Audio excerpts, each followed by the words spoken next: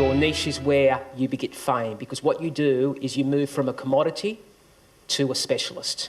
And if you can go from a specialist to a celebrity always gets the most money. The key is, how do I move to being a celebrity? You can do it. There are certain techniques that you can use to become a celebrity. One of the classic techniques of trying to become a celebrity is write a book. Does the book have to be good? Probably not. But you've written a book, you must be a rock star in your area. That's why I've written 4 books. Books are shit, but expensive business cards. Now, they're not bad books, really, they're not, okay? But their vehicle is not how many books I sell. It's got nothing to do with the books that I sell. It's got nothing, it's insignificant, the books that I sell. The royalties I get would be insignificant. It is the ability for me to give a prospect, hey, here is a book. Suddenly I'm positioned very differently than anybody else in the marketplace who is knocking on the door. I could probably do that.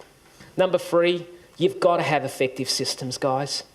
You know, I've seen people who try to be these one-off hit guys that are really got the gift of the gab, and they've got really bad systems. There are so many CRM systems. There are so many systems to track prospects. I use a CRM I would absolutely adore. I would be lost without a CRM because of the high times that it takes. Customer relationship management program, things like Goldmine, things like ACT, purpose-built software that is specifically developed to channel the sales process. Not MYOB that's trying to actually do that job. Structured and follow-throughs. Remember, you're always making a sale. Although you're not making the big sale, every small sale leads to a complex sale. So essentially, inch by inch, what I'm doing is I'm breaking down a complex sale into small sales, into stages, and saying, what is the next natural stage? Understand that follow-through. Understand the stages of your own process. Number 6, you've got to be able to be a great influencer and communicator. You've got to understand that 75% of communication is non-verbal. You've got to be able to stand up when you're on a phone call and don't slump when you're making phone calls. You've got to invest in a headset, so when you are speaking on the phone using your full body language, not slumping down depressed saying, I'm going to make another phone call. It's really important to use hands. It's really important to center your hands around here. That would be the ideal scenario. Don't wave up here, and please do not point at people. Terrible stuff. Okay, 75% of language is non-verbal. Understand the power of body communication and presence and clothes and all that sort of stuff. Number 7, I think you've got to be passionate. I think genuinely you have to believe that you're saving the world. Genuinely, you actually have to believe that you're making a difference. Genuinely, you actually have to care about the person. Genuinely, you have to believe in what you're doing, that we're actually making a dent in the world somehow. If you can't do that, reinvent yourself so you are doing that. Have a purpose-driven heart. Have persistence and have high energy. Understand your own energy levels. Drink lots of water. Eat great food. Go to bed early. Don't get pissed all the time. Okay? It's just, I get it. Trust me. But, you know, it's a temple. It is truly a temple.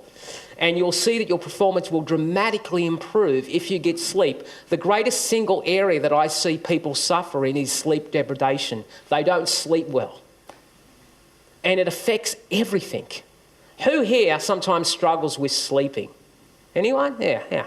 It's one of the big issues. And you'll notice that your entire relationships are affected when you don't sleep well. And there is an anxiety, you're tired, it really affects everything. One of the greatest revelations I've got is to calm people down is I need you to sleep for 8 hours. Just do that. And just drink 3 litres of water. Have high standards of excellence. I mean, challenge yourself. The enemy is not success. The enemy is not adversity. Adversity is a great character builder. I know the greatest breakthroughs that I've had in my life are when times are shit. Because guess what? I get my shit together. You know where my greatest weakness is? In summers. You know what I do in summers? I take the foot off the pedal. I forget what got me there. And in getting there, I actually have to go back. You don't have to reinvent anything in your business. Sometimes you have to go back to what got you there to the begin and just reinvent that again. Number 9, you've got to be willing to learn. I mean, you've got to be a sponge. Currently, I would at least read 5 books at least, if not 10 a month. Why? Because I need to. Because I've got to continue to actually understand what's going on. I thirst for learning because it brings joy, because I'm always learning and trying. So important, if you're in sales, to continue to learn. And number 10 is the big one for me. Deep down, is you've got to have a heavy-duty belief transfer. I can talk about skills as much as you want, but it will only take you so far. If you fundamentally believe that what you are selling, what you are providing, benefits the customer, and you can transfer that belief to that prospect or customer, that more than anything else will guarantee success, because it is called belief transfer. And if you've ever seen belief transfer occurring, it is the most potent weapon you've ever seen. And guess why owners have the gift? Not because of technique, because in many ways, your business is your belief. So why do owners have to be in selling? It's not about technique. You know what you've got that no one else has got? Passion. You have that passion. I have that passion. Steve's got that passion. Why?